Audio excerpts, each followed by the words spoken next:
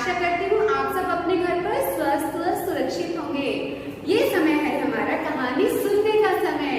तो आज मैं आपको कहानी सुनाने जा रही हूँ हमारे बाल गणेश की। इस कहानी में आपको पता चलेगा कि कैसे हमारे गणेश जी के सिर पर हाथी का सिर आया। तो चलिए सुनते हैं। ढोल नगाड़ों की आवाज से आसमान गूंज रहा था। हर तरफ रंग ही रंग दिखाई दे रहे थे। लोग खुशी से झूम रहे थे। सब तरफ एक ही आवाज सुनाई दे रही थी, गणपति बप्पा मोरया, अगले बरस तू जल्दी आ। गणपति बप्पा मोरया, अगले बरस तू जल्दी आ। भीड़ के अंदर गणेश जी की बड़ी बड़ी मूर्तियां दिखाई पड़ रही थी। 10 से 15 फीट ऊंची ऊंची मूर्तियां।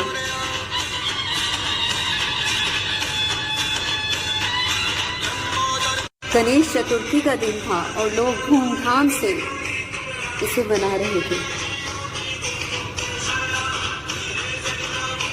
गणेश की बड़ी बड़ी मूर्तियों को लहरों में विसर्जित किया जा रहा था।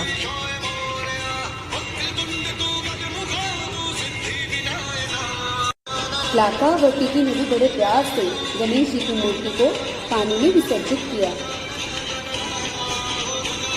वे बहुत ही ज्यादा खुश थे।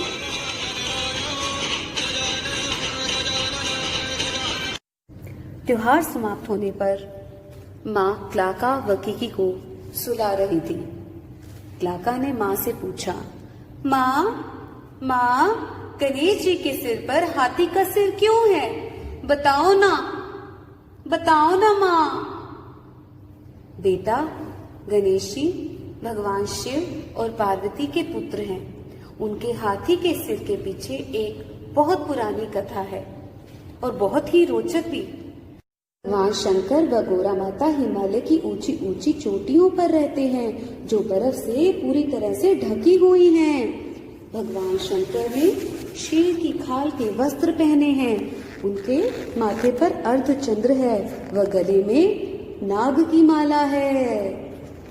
कभी कभी भगवान शंकर जंगलों में चले जाते हैं योग साधना के लिए, पार्वती को अकेला छोड़कर। एक दिन पार्वती माँ अपने आप को बहुत ही अकेला महसूस कर रही थी।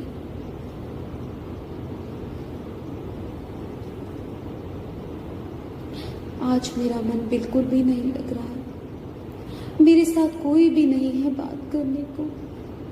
मैं किससे बातें करूं? किसे अपने मन का हाल सुना? किससे अपने मन की व्यथा बांटूं? हाँ, मैं कर सकती हूँ। उन्होंने चंदन लिया वो उसे आंख, नाक, कान, हाथ एक आकार में बदल दिया। यह एक बच्चे के आकार का था। फिर उन्होंने फूंक कर उसमें जान डाल दी। जैसे ही उन्होंने उसमें जान डाली, वो बच्चा बोलने लगा, माँ मैं तुम्हारा पुत्र हूँ माँ। पार्वती की खुशी का ठिकाना नहीं रहा। मेरा पुत्र, तुम मेरे पुत्र हो? हाँ माँ, आप अकेली नहीं हो।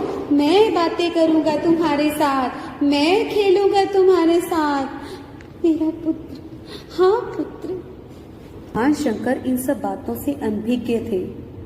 अगली सुबह माता पार्वती को स्नान करने जाना था।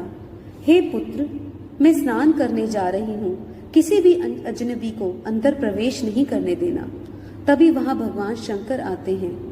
रुक जाइए, मेरी माँ ने किसी भी अजनबी का अंदर प्रवेश वर्जित किया है। मैं आपको अंदर जाने की आज्ञा नहीं दे सकता। हे बालक, मेरा किसी भी बालक के साथ युद्ध करने का अभी कोई विचार नहीं है। जाने दो मुझे अंदर, मुझे पार्वती से मिलना है। नहीं, मैं आपको अंदर जाने की आज्ञा नहीं दे सकता। मुझे मेरी माँ ने मना किया है। मैं आपको अंदर नहीं जाने दे सकता। तुम वैसे नहीं मानोगे। तुम मेरे क्रोध को बढ़ावा दे रहे हो। तब भगवान शंकर ने नंदी को आगे भेजा। गणेश भगवान ने नंदी के साथ भी बहुत युद्ध किया और उसे पछाड़ दिया। फिर भगवान शंकर ने अपने गणों को भेजा, लेकिन गणेश भगवान ने उन गणों को भी पछाड़ दिया। अब भगवान शंकर का क्रोध बढ़ता जा रहा था। भगवान शंकर जी ने ब्रह्मा जी को भेजा, लेकिन गणेश भगवान ब्रह्मा जी की दाढ़ी व मूंछों के साथ खेलने लगे, उन्हें खींचने लगे। रुको रुको बालक, रुक जाओ, क्या कर रहे हो ये, छोड़ो हमें। नहीं, जाइए आप यहां से, आप क्यों नहीं कहना मानते मेरा, जाइए आप यहां से। ब्रह्मा भगवान जैसे तैसे उस हठी बालक से अपना पीछा छुड़ा के भाग गए। अब भगवान शंकर को बहुत ही ज्यादा क्रोध आ गया था। उन्होंने अपनी तलवार उठाई और धड़ से उस बालक का सिर अलग कर दिया। जब पार्वती माँ ने ये सब देखा, ये क्या किया आपने, ये क्या किया आपने, ये हमारा बालक था, क्या किया ये आपने, मेरा पुत्र लाके दीजिए मुझे, मेरा पुत्र मुझे लाकर दीजिए, हमारा पुत्र था। पार्वती के क्रोधित रूप से काली मां प्रकट हो गई। मैं सब कुछ भस्म कर दूंगी, मैं सब कुछ भस्म कर दूंगी, सृष्टि को, आपको, सबको भस्म कर डालूंगी, मेरा पुत्र मुझे वापस लाके दीजिए, सब कुछ नष्ट कर दूंगी मैं। हे पार्वती, शांत हो जाओ, यह मेरी गलती है, मैं जैसे भी हो तुम्हारा पुत्र तुम्हें लौटा कर दूंगा। ऐसा कहकर भगवान शंकर अपने पुत्र के सिर की जगह दूसरे सिर की तलाश में यहां वहां भटकने लगे। भटकते भटकते उन्हें रास्ते में एक हाथी मिला।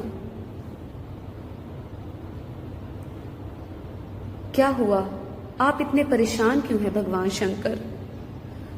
मैं क्या करूं, मैंने अपने हाथ से ही अपने पुत्र का सिर धड़ से अलग कर दिया, अब मुझे उसके लिए दूसरे सिर की तलाश है।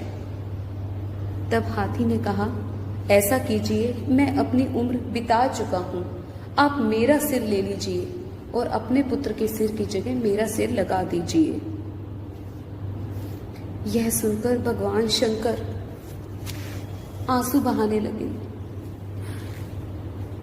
आपका बहुत बहुत शुक्रिया हे हाथी देवता, आपका बहुत बहुत शुक्रिया। हाथी का सिर लिए वे वहां पहुंचे जहां पर गणेश भगवान जी का धड़ पड़ा था। गणेश जी के धड़ पर उन्होंने हाथी का सिर लगा दिया और साथ में उन्हें ये आशीर्वाद भी दिया कि कोई भी काम शुरू करने से पहले आपका नाम, आपकी पूजा की जाएगी। इस तरह से गणेश भगवान के सिर पर हाथी का सिर लगा। अब भगवान शंकर, गौरा माता व गणेश भगवान तीनों प्रसन्नता पूर्वक शिवालय पर रहने लगे। तो ये थी कहानी गणेश जी के हाथी वाले सिर की। आशा करती हूँ आपको ये कहानी बहुत पसंद आई होगी। धन्यवाद।